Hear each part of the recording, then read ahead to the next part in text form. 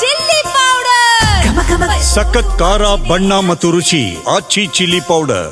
December 8ರಿಂದ ವಿಧಾನಮಂಡಲ ಅಧಿವೇಶನ ಆರಂಭ ಆಗ್ತಾ ಇದೆ. ಉಭಯ ಸದನಗಳಲ್ಲೂ ಕೂಡ ಆರೋಪ ಪ್ರತ್ಯಾರೋಪಗಳು ನಡೆಯುತ್ತೆ. ಖಂಡಿತವಾಗಲೂ ಕಾವು ಪಡ್ಕೊಳ್ಳುತ್ತೆ. ಇದು ಕೋಲಾಹಲವೇ, ಅಲ್ಲೋಲ ಕಲ್ಲೋಲ ಸೃಷ್ಟಿಯಾಗುವಂಥ ಸಾಧ್ಯತೆಗಳಿದ್ದಾವೆ. ಯಾಕಂದರೆ ಸರ್ಕಾರದ ವಿರುದ್ಧ ಪ್ರತಿಪಕ್ಷಗಳಿಗೆ ಸಾಕಷ್ಟು ಅಸ್ತ್ರಗಳು ಸಿಗ್ತಾ ಇದ್ದಾವೆ. ಅದರ ಜೊತೆಗೆ ಈ ಕುರ್ಚಿ ಕಿತ್ತಾಟದ ಬಗ್ಗೆ ಅಪಹಾಸ್ಯವನ್ನ ಮಾಡಲಿಕ್ಕೆ, ಕಾಲೆಳಿಲಿಕ್ಕೆ, ಇಡೀ ರಾಜ್ಯದ ಗಮನವನ್ನು ಸೆಳೆಯಲಿಕ್ಕೆ ಒಂದು ರೀತಿ ಅವಕಾಶ ಸಿಗ್ತಾ ಇದೆ. ಹಾಗಾಗಿ ಸರ್ಕಾರ ಏನು ಸುಮ್ಮನೆ ಕೂತ್ಕೊಳ್ಳಲ್ಲ, ಅವರು ಕೂಡ ಎಲ್ಲ ತಯಾರಿ ಮಾಡ್ಕೊಳ್ತಾ ಇದ್ದಾರೆ. ಈಗ ಬಿಜೆಪಿ ಜೆಡಿಎಸ್ನವರು ಸಿಎಂ ಕುರ್ಚಿ ವಿಚಾರವನ್ನೇ ದೊಡ್ಡದಾಗಿ ಬಿಂಬಿಸುವಂಥ ಪ್ರಯತ್ನ ಮಾಡ್ತಾರೆ. ಕಾಂಗ್ರೆಸ್ ನಾಯಕರ ಕಾಲೆಳಿತಾರೆ. ಅವಿಶ್ವಾಸ ನಿರ್ಣಯ ಮಂಡನೆಗೂ ಕೂಡ ಪ್ರತಿಪಕ್ಷಗಳು ಮುಂದಾಗಿದ್ದಾವೆ. ಅಂದರೆ ಸರ್ಕಾರದ ಮೇಲೆ ನಮ್ಗೆ ವಿಶ್ವಾಸ ಇಲ್ಲ. ರೈತರ ಸಮಸ್ಯೆ, ಮೆಕ್ಕೆಜೋಳ ಖರೀದಿ, ಆಮೇಲೆ ಕಬ್ಬಿಂದು ಏನಾಯ್ತು ವಿವಾದ, ಅದು ಮೂಲಸೌಕರ್ಯಗಳ ಅನುದಾನ ಕೊರತೆ ಮತ್ತು ಸರ್ಕಾರದಿಂದ ಅಭಿವೃದ್ಧಿಗಳು ಆಗ್ತಾ ಇಲ್ಲ, ಕುಂಠಿತ ಆಗ್ತಾ ಇದೆ, ಗ್ಯಾರಂಟಿಗಳು ಗೃಹಲಕ್ಷ್ಮಿ ಹಣ ಬಂದಿಲ್ಲ, ಈ ರೀತಿ ಒಂದಲ್ಲ ಒಂದು ವಿಚಾರಗಳನ್ನು ಇಟ್ಕೊಂಡು ಸರ್ಕಾರವನ್ನು ಕಟ್ಟಿ ಹಾಕಲಿಕ್ಕೆ ಪ್ರತಿಪಕ್ಷಗಳು ಸಜ್ಜಾಗಿ ನಿಂತಿದ್ದಾವೆ. ಯಾಕೆಂತ ಹೇಳಿದ್ರೆ ಸರ್ಕಾರವನ್ನು ಎಚ್ಚರಿಸುವಂತಹ ಕೆಲಸ ಅಲ್ಲಿ ಅಧಿವೇಶನದಲ್ಲಿ ಆಗಬೇಕಾಗತ್ತೆ.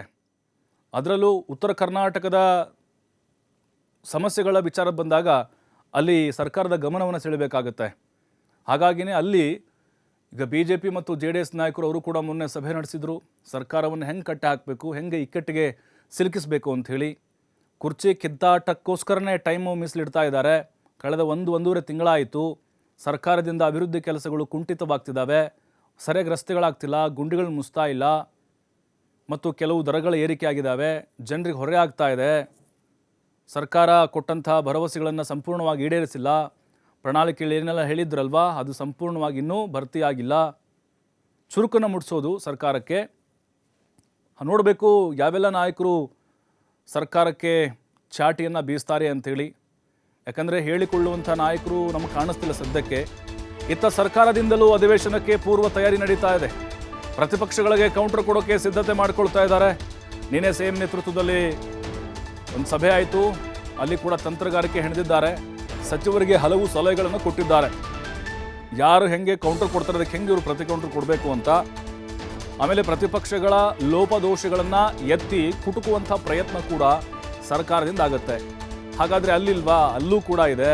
ಅಲ್ಲಿ ರೆಬಲ್ಸ್ ಟೀಮು ಡೆಲ್ಲಿಗೆ ಹೋಗೋದು ಮತ್ತು ವಿಜೇಂದ್ರ ಅವ್ರನ್ನ ತೆಗಿಬೇಕು ಅನ್ನುವಂಥ ಪ್ಲ್ಯಾನು, ಅವ್ರು ನಡೆಯುವಂಥ ಅಸಮಾಧಾನಗಳು, ಇವರೇನಾದರೂ ರಾಜಕೀಯವಾಗಿ ಆ ವಿಚಾರ ಕೆಣಕಿದ್ರೆ ಇವರು ಕೂಡ ತಮ್ಮ ಬ್ರಹ್ಮಾಸ್ತ್ರವನ್ನು ಬಿಡಲಿಕ್ಕೆ ಎಲ್ಲ ಥರದ ತಯಾರಿಗಳನ್ನು ಮಾಡಿಕೊಂಡಿದ್ದಾರೆ.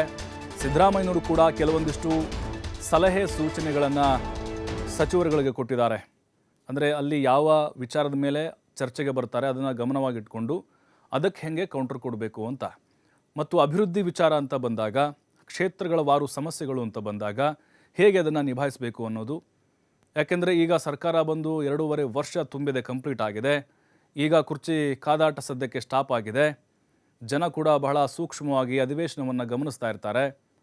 ಮೆಟ್ಟು ನಿಲ್ಲಬೇಕಾಗಿದೆ ಸರ್ಕಾರ. ಈಗ ಪ್ರತಿಪಕ್ಷಗಳು ಹೂಡುವಂಥ ಬಾಣವನ್ನು ಇವರು ಹೇಗೆ ತೆರೆದುಕೊಳ್ತಾರೆ ಅನ್ನೋದು ನೋಡಬೇಕು. ಅದರ ಜೊತೆಗೆ ಕೆಲವೊಂದಿಷ್ಟು ರೈತರ ಸಮಸ್ಯೆಗಳಂತೂ ಚರ್ಚೆ ಆಗಲಿಲ್ಲ.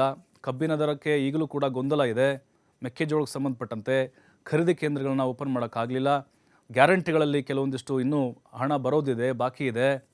ಆ ವಿಚಾರವನ್ನು ಕೂಡ, ಮೂಲಸೌಕರ್ಯಗಳು ಮತ್ತು ಕ್ಷೇತ್ರವಾರು ಸಮಸ್ಯೆಗಳ ಬಗ್ಗೆ ಕೂಡ ಬಿಸಿ ಬಿಸಿ ಚರ್ಚೆ ಆಗಲಿದೆ.